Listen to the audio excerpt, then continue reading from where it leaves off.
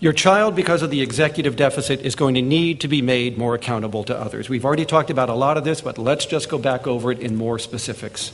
First, you need to be much more consistent with your rules and consequences in raising this child than normal parents need to be. And that's not because you're going to engineer the ADHD out of the child. It's because you're going to make this child less disabled from their ADHD by doing that. ADHD is not information deficit disorder, so kindly shut up. Act, don't yak. The more you blather, the more you natter, the more you nag, the less influence you have. So stop thinking that one more sentence will be enough to tip the scales in favor of obedience. It isn't, right? If I can just say it one more time, I know he'll listen. So on the 20th time, there you are, fingers crossed behind your back. Okay. So say it once, then back it up. What these kids listen to more than anything are the immediate consequences, not the nattering, not the nagging, not the moral essays on why you should clean up your room to avoid meningitis. Now, with ADHD children, you've got to get their attention. One of the easiest ways to do it, and also an affectionate way, is to touch them. So I want you to put your hand on their arm, on their hand, or around their shoulder. When you talk to them, I want you to look in their eye, and with that Clint Eastwood look, I want you to keep it short and sweet. What do you want done? What are you trying to say? Or is this positive feedback? Is this approval? Is this recognition? Is this praise? But touch, then talk. Keep it short, keep it sweet, get to the point, and then back it up. All right, if you're a parent with an ADHD child, you better be setting a timer to go off every few minutes and check on where that child is. This is to avoid accidental injury. It is also to catch problems before they occur in order to be a proactive parent. And I'll show you what we call the transition plan in a moment. I want you to increase the frequency of consequences for this child. Your child needs much more external consequences than other people. So there's no need to apologize for it. You're not going to turn them into some little materialistic kid, because he already is anyway. Okay.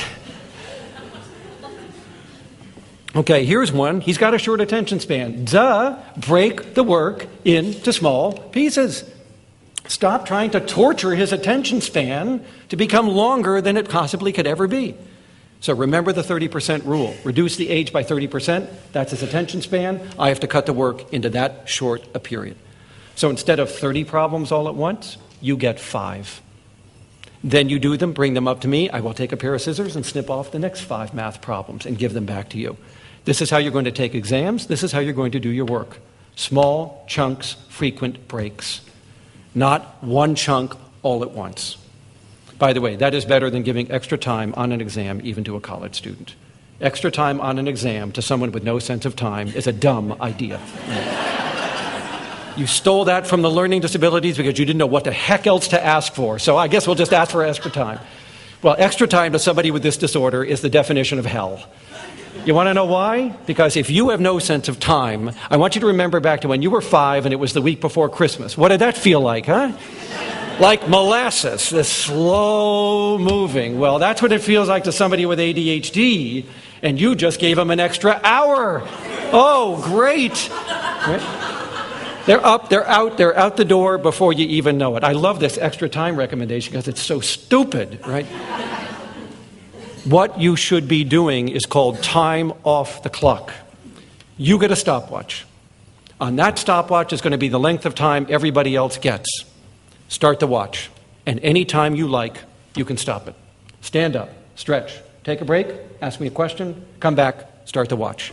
You will only get the same hour as everybody else, but you get to break it up as often as you like. Will this take extra time? Of course, but that is merely a byproduct of the strategy. Whereas telling somebody they have extra time is not a strategy. This is being done throughout the entire state of Indiana by the Educational Testing Service to prove that it is a more compelling accommodation for taking multiple choice time tests than is the old extra time, which we already know is going to fail anyway. Break the work into pieces. More frequent breaks, the work will get done. You are going to have to use external timers. We've already talked about that.